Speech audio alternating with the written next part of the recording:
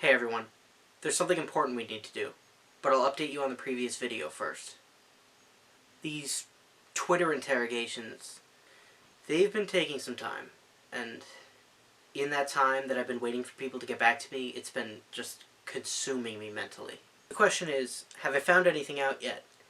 I can't say for sure. I haven't come to any concrete conclusions or anything, but having looked through these old conversations and asked people more about them, I can't say definitively that nobody's given Hollis an email or any other contact information, at least not overtly. The process basically became a matter of looking deeper into the mundane conversations, see if anyone who acted like they didn't know Hollis actually did, and communicated with him using some kind of subtle code, and when questioning people, trying to catch them in lies. But from that vantage point, I didn't come away totally empty-handed. There are 3 direct messages on the Hiding My Home Twitter account, from back when Hollis was controlling it, that is. 3 messages that Hollis never responded to. When I tried to reach out to them, they didn't respond to me. On the face of it, there's nothing weird about these messages, but read it for yourself.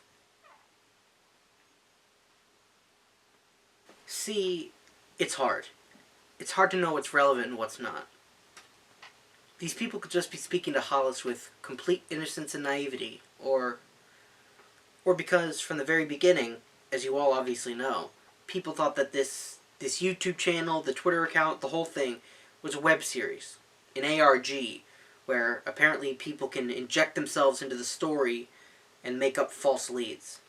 I don't know if there's more to these messages than meets the eye, or if they're actually relevant to anything, but they are strange. See if you can discern something more from them, and I'll do the same.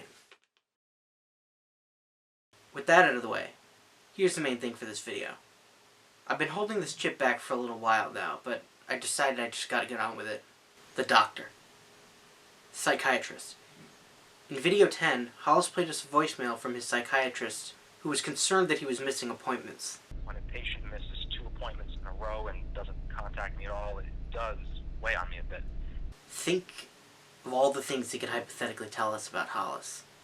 Of course, talking to this guy was a difficult prospect. In the voicemail video, Hollis put distortion over the doctor's name and his own. At a glance, there would have been no way to contact him, no way to figure out who he is. Except that now, I know Hollis' name. So, before I started filming, I looked through all the mental health clinics in the area where Hollis and I live, or at least where Hollis used to live. I looked them up, looked up their phone numbers, and in a lot of cases, each individual practitioner's number was listed. I called, posing as Hollis' father innocently enough, all the various clinics. And if I got the wrong one, I just said I was confused about which place Hollis went to. He makes his own appointments after all. And then, I hit bingo. I called the main line at a particular clinic where they said the name of Hollis' psychiatrist. His name is Dr. Elliot Tanner, and his office is not too far from here. So, while I still have a little adrenaline pumping, I'm going to call him. Now, he can't just talk openly about a patient, so I need to do this right. I'm going to have to weasel it out of him, nice and subtly. But I do have a plan for that. I'm not going to procrastinate. Let's get on with it.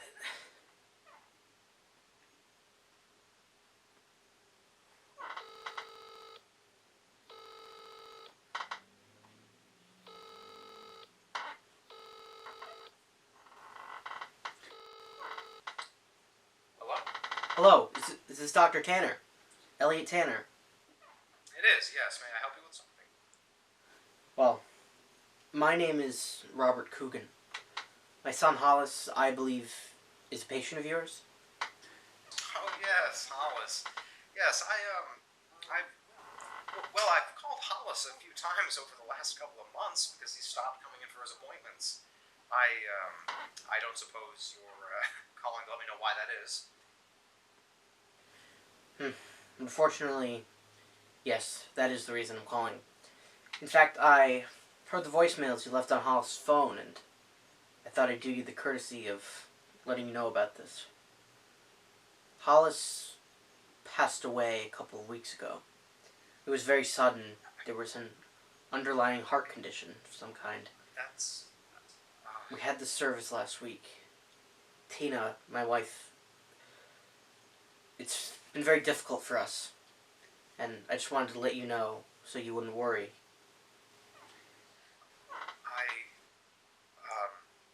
I don't know what to say. Mr. Coogan, I'm terribly, terribly sorry to hear that. Hollis, having spoken with him over the last year, I got to know him, and he was just one of the most motivated people I've ever met. I'm just so sorry. That's the pain I can't even imagine. Thank you, Doctor. That really means a lot to me. And I'm sure he'd be happy to hear it as well.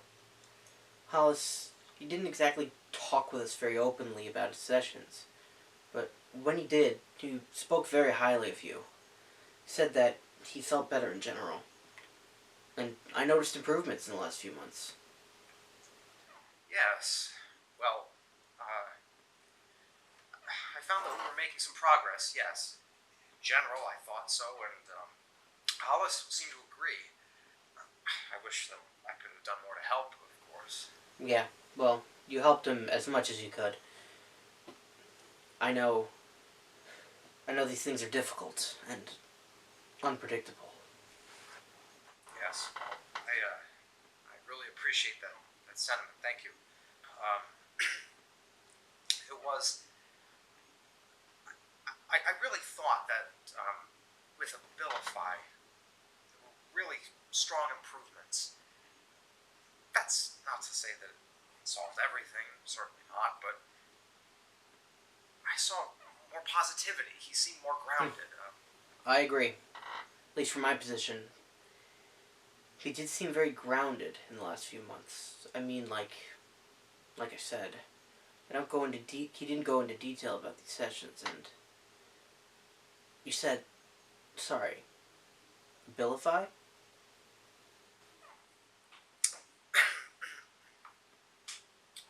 Yes. Listen, let me say again, I'm just incredibly sorry, Mr. Coogan. Thank you for letting me know, and I wish the best for you and your wife right now. Goodbye. Dr. Tanner!